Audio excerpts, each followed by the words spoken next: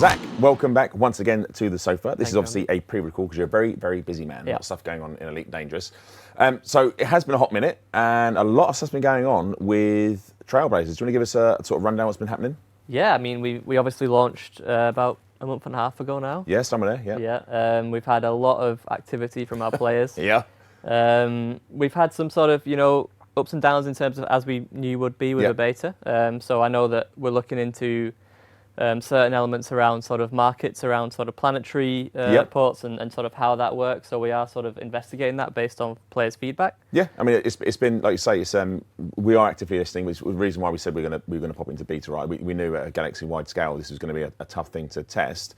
We had the issue we had to turn off the contact for a little while. Yep. And we turned them back on again. Yep. Happy to say they've remained on. They have remained on, yes. But we do appreciate everyone's patience going through this. But it is obviously, we'll go on some stats in a minute because boy, are you using it. Yeah.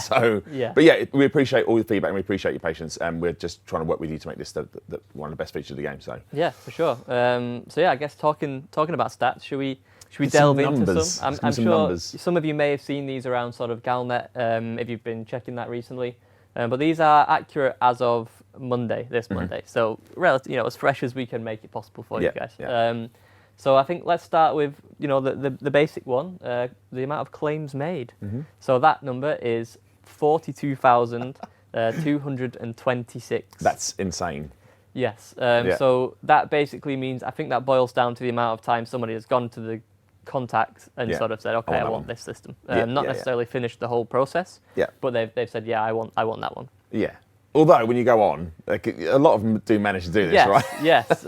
So systems colonized, the number for that is 23,423. Wow. So yeah, we've crossed the 20,000 mark now for new systems. That's huge. And it isn't slowing down because I think when we last looked at it, it was like there was 8,000 systems. And bear in mind, that includes a period of time the contact was switched off. Yeah, it was about a week or so. That we were down. So that is phenomenal. Yeah, like 20. Just think about it. If you're a player of Elite Dangerous, there are now 23,000 new systems with a outpost or a starport that you can land that were just not there before. Yeah, it's just that's mad. Yeah, that's mad. So, and obviously the team we're made up to see players engage with this, and it's very sweet to see like the amount of people that are tweeting us or tweeting each other, because obviously you and I follow the same socials and stuff like that, and just generally in love with the game, doing this particular thing. I've seen people say, like, I've never trucked before in my life, and now I'm loving trucking. It's so much fun. Like, great, fantastic. Yeah, So I mean, cool. like we did say a lot of last year that we're always conscious about the different ways that our players engage with Elite. And we know we always hear that people wanted reasons to sort of trade and sort of do that sort of trucking, and now ta-da! You have it. You have it. Yeah. So yeah, moving on. The next number to reveal is starports and outposts completed. Yep. So this sits at 47,821. So yeah, it looks to me with my basic maths about for every system there's probably one or two starports or outposts being completed per system. Yeah. That kind of checks out, right? I think you would imagine a lot of people are, like we talked about, daisy chaining from one system to another. I'm remiss to remember, one group's done it, I'm not sure which group it is, but I missed a tweet because it was very late and I saw it, and it was just it was the galaxy map, and it just showed all these systems in a long chain going out, and I was like, yes, this is exactly what I knew would happen, so it's cool. And I think we found a lot of commanders were initially concerned about that light year range, but we're seeing right now that people are making great progress. Yeah, feels about right. Feels about right at the minute. Feels about right. Still looking. 100%, exactly. So obviously keeping that in mind, but right now you guys are doing a great job. And what about the surface? Are we doing it on planet surfaces? Yep. So surface installations, there have been 27,227 surface installations completed. So not just in space. You guys are very much busy on the planet side. Dropping down your settlements and stuff where you want them to be. Yeah, that's cool to see. I think I saw Mr. Turner pop a settlement on top, and I saw the bird pit as well, actually, doing on a giant mountain. They flattened it and put a settlement on top, and I love all that sort of stuff, so keep doing that. I hope someone's driven an SRV directly off that and then sort of... I think Alec would have done that. Surely he's done it. Surely, if not, he will be. Yeah. Next up, total units of cargo delivered. So this is a big number for me to try and read out. 1,505,765,686. Yes. Yes. Yeah, I'd have just Total said units of 1.5 cargo. billion, but I mean Yeah, that is I'll an gi- incredible amount of materials. It's mind-boggling. Yeah, it's huge. Yes. Huge. Yeah. So congratulations to all the truckers out there. You are literally doing the galaxy's work. Yes, So you well are. done. Which these one, well, like, you on to the last one really, and I'm not surprised with this, but Yeah, so the most popular type of construction at the minute is the industrial outpost Vulcan. So that's had 5,970 of those constructed. yeah, So yeah, I think at the start we saw a lot of people, especially solo commanders, saying, "Okay, I'm going to build a starport because it's cool, right? A Coriolis. It's a, like iconic elite," which is absolutely fair enough. But I think as time has gone on, we've seen players learn that maybe the outposts are the best first step. They're much easier to complete, and then you've sort of gotten rid of that time limit that you gave yourself, and then you can build that Coriolis, as and when. people love putting down starports, don't they? Yes. Even next to neutron stars because Yes. they're maniacs. Yes. Yeah, fun times. But it's great to see. Like it's just for us and the whole team. It's great to see the players have engaged with this. It's been fantastic. So and we're still looking at it. So Yeah. yeah, that's good stuff. And then also be remiss to not talk about what's coming very, very soon. We get to that in a moment, but it's the Corsair. It is the brand new ship, the next ship coming to Elite Dangerous, the first of this year, the Gutamaya Corsair. So last time we showed off some concept art and talked a little bit about what the ship is. As usual, today we've got some in-game gameplay. footage for you. So producer Adam will put that on the screen while we talk about it. There she is, going through the. She looks. When I saw this in cut, she looks very predatory, and I know that's kind of maybe the vibe, but just the way it's moving through these ice asteroids and that paint job, it's very, very nice, very, very sleek. Yeah, I like it a lot. Yeah, I'm looking forward to whatever. If there is a trailer, whatever it looks like, I'm sure it'd be great. There'll probably be a trailer. There'll probably be a trailer. But yeah, cool. So, for those that missed it maybe last time, tell us a bit about the Corsair. So, what type of ship is it? Yeah, so the Corsair is a medium multi-role ship. So this is made by Gutamaya, and it kind of fits that last sort of pillar of medium ships that we talked about in the last show. We've had, the Python, the Type 8, and the Mandalay with those sort of medium size gameplay pillars, and now this is the sort of multi-role to sort of finish that off. Nice. And how does it compare, I guess, is a question everyone's going to ask, like to typical medium ships? It's or better. subships. It's better than a lot of them. So it is a next Don't generation. write a tagline. That's the tag. It's better than It's a lot better of than them. a lot of them. It is very much. The Corsair. It's better than a lot of them. That's why I work in marketing. Yeah, right. Sold. So it is a next generation ship. Yeah. And as you saw last year, they are, somewhat better. Yeah. Well, So Super Cruise Overdrive is in there as standard, right? Yeah, and they're these manufacturers have had these years to refine the process and make better and better ships, right? And we're starting to see that come to fruition now. And the Corsair really is a successor to the Clipper, the Imperial Clipper. And it's definitely superior to that original Python as well. So if you really just take what you like about that original Python, it's basically that, but with better firepower, cargo capacity, jump range. Yeah. So it's a really great all-rounder. Yeah. Nice. So I guess you kind of come summing it up. But what's the unique selling point of this ship? Well, it is the first medium Gutamaya ship. So if Yeah. Gutamaya is your cup of tea, you've got a nice medium. Since before, it wasn't before for me because they were too rounded. Right. But I'm a big fan of this. Yeah. We'll come on to that later, but I'm a big fan of this. Yeah. But Very nice. It's also the first medium ship with size 7 thrusters, so it's pretty speedy, it's pretty fast, and it does inherit that low drift flight model from the Clipper. So even if you don't engineer it, it feels like it's on rails, like it's a very, very nice ship to fly. handle as well. Yes. I said it when I first saw the image, like before I actually saw it in the stats. I said this looks like a ship I'd love to see hooning through canyons and stuff like that. So it'd be very cool to see some of this stuff. Yeah, and it, like I said, I do want to emphasize it is really suitable for like all pillars of play. Like a lot of the time you have a multi-role and it is a multi-role, right? But it can lean one way up. But the Corsair is very much.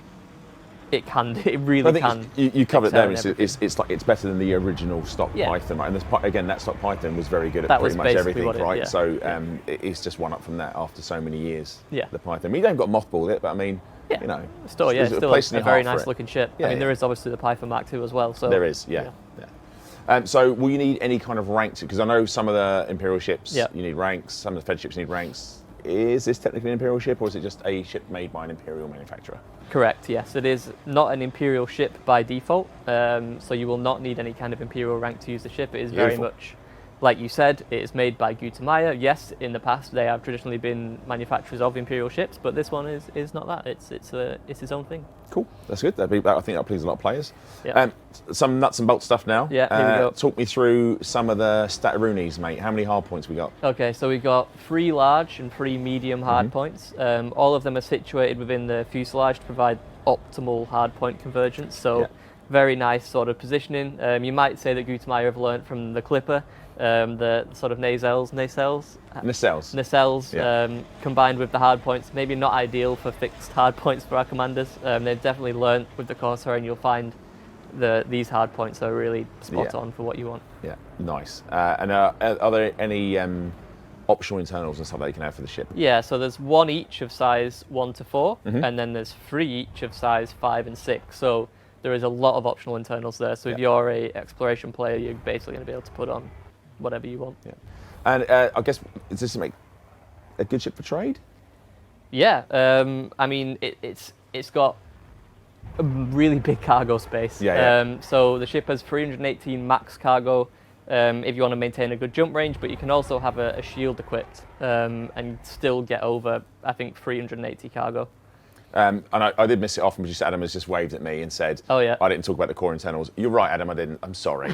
Can you say about the core internals? Yeah. Sorry, chat as well. Yeah, chat will be very angry. They'll be very angry. Core internals coming up now. Yeah. So it's got a size 7 power plant, size 7 thrusters, as we mentioned, size 5 FSD, size 4 life support, size 7 power distributor, size 6 sensors, and a size 5 fuel tank. Nice. All right.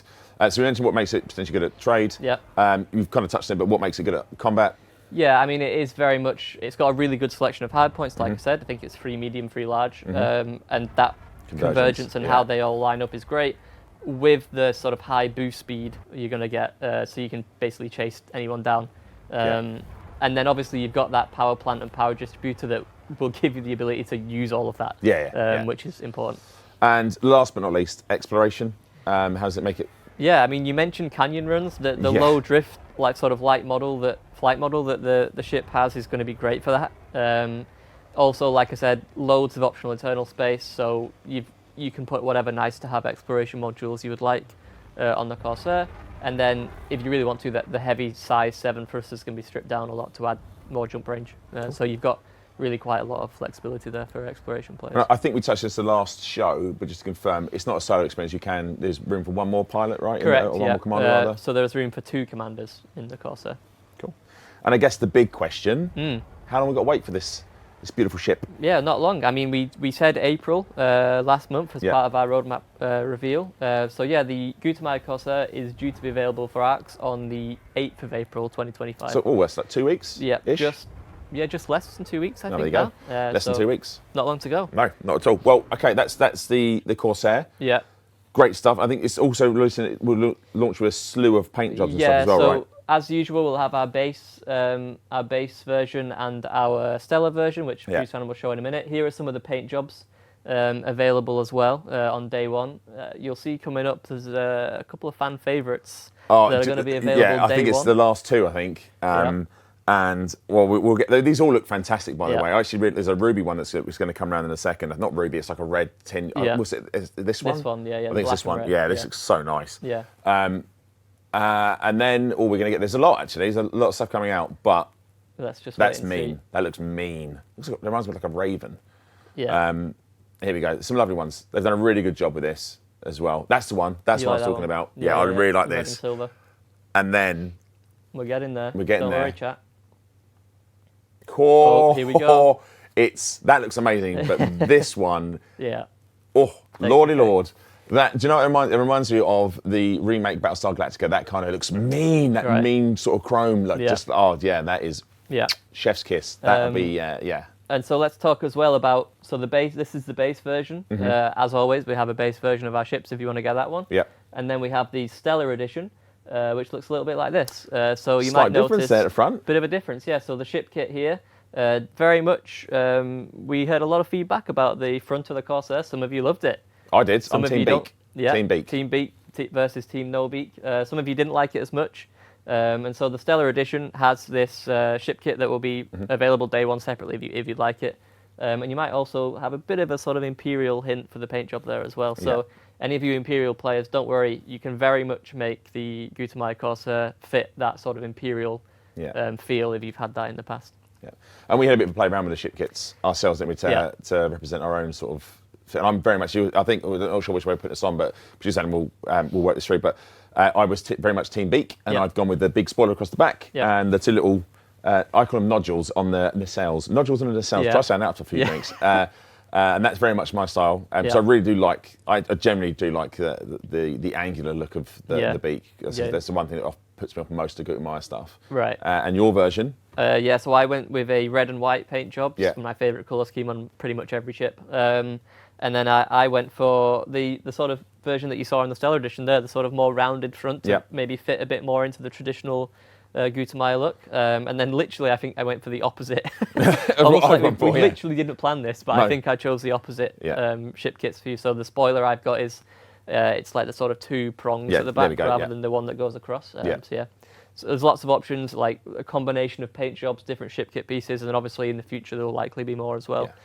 So you can play around this for everyone. and make it exactly how you want. Yeah, but I would like to hear Team Beak or No Beak. I think we've moved on from the crate. Like my issue with the crate is gone. Okay. It's gone now. It's the Team Beak or No Beak. I'm fully in Team Beak.